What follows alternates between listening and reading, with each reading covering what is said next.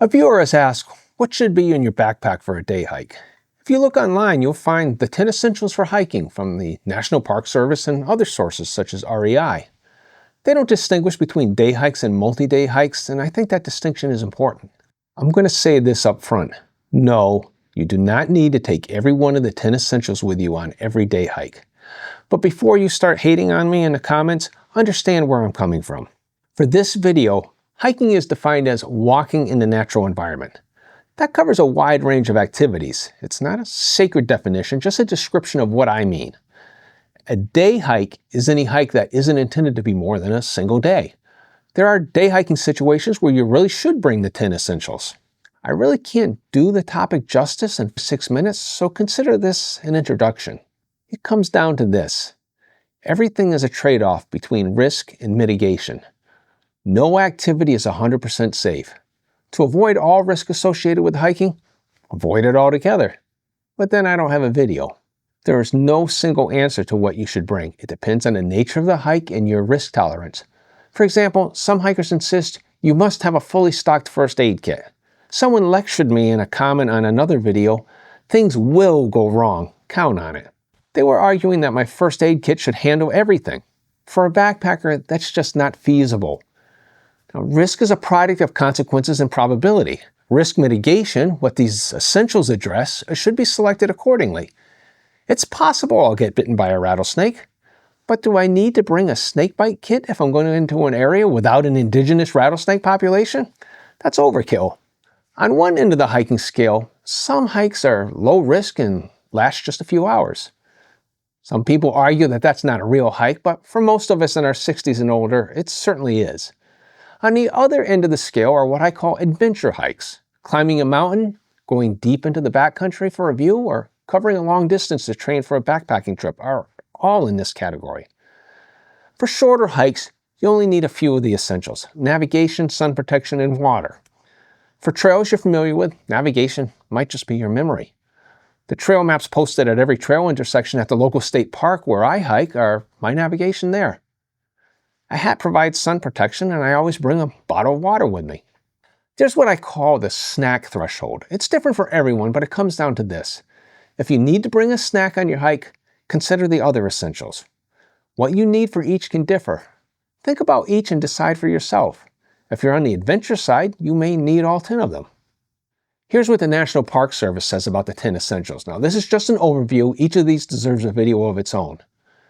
Navigation. It can be as simple as a paper map or as complex as your phone's GPS and a satellite tracker. This is an example of where judgment comes in. I no longer bring a map for trails in the local state park, but going into unfamiliar territory, I always have a map and a way to locate myself. Purists say we need redundant systems such as a paper map to back up our phone. I understand the thinking, but if we have a backup for everything, we'll carry a lot more than we need. It's another risk trade-off. Consider the probability of failure and the consequences. On my recent hike of the John Muir Trail, it was not a day hike to be sure, but I had the Far Out app and maps on my phone. My hiking partner had paper maps. On that trail, navigation failure could be fatal. There's sun protection. It's necessary to protect skin and eyes.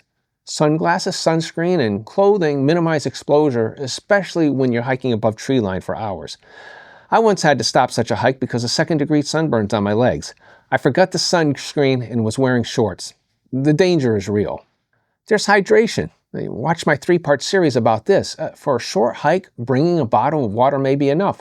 For other hikes, you'll need to address water treatment. Clothing layers. Weather conditions can change quickly, especially at high elevations. Pack an extra layer of clothing that reflects the most extreme conditions you could encounter. For longer day hikes, I pack a down-filled jacket and a raincoat or poncho.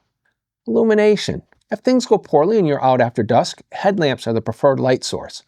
Always have fully charged batteries before setting out, and I have a video on that you can watch. First aid. Well, my philosophy is that the purpose of a first aid kit on a day hike is to stop small problems from becoming big problems. Other hikers argue that the purpose is to stabilize conditions until help arrives in a medical emergency. I can see that, but I'll wait until I take the National Outdoor Leadership School Wilderness First Aid course to make a video about that. Fires. You should have a way to start one safely and know how to keep it lit. Repair kit. Well, I find this essential to be kind of vague. I always bring duct tape and small scissors in my first aid kit, but I can't repair everything on the trail. Like with the first aid kit, risk trade-offs matter.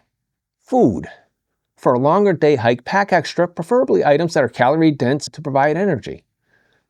Shelter is important for emergency survival. A tent, tarp, or space blanket are lightweight options that can protect you from the elements if you get lost or stuck out overnight. Know how to use your equipment before you need it. Learn first aid. Set up your emergency shelter in your yard. Know how to locate yourself with your phone's GPS. On one hike recently, the trail was so poorly marked that my map was useless. When the trail disappeared in the middle of nowhere, my GPS guided me on unmarked dirt roads to the nearest town. I'll cover these essentials in more depth in future videos. The bottom line is this. Use this list of 10 essentials in your judgment to guide your gear choices for your day hikes.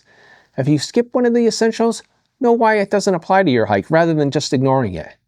If you appreciate this content, please like, share, subscribe, and comment on this or other topics you'd like me to cover. And if you haven't seen this video, I recommend you take a look at it now. Thanks for listening.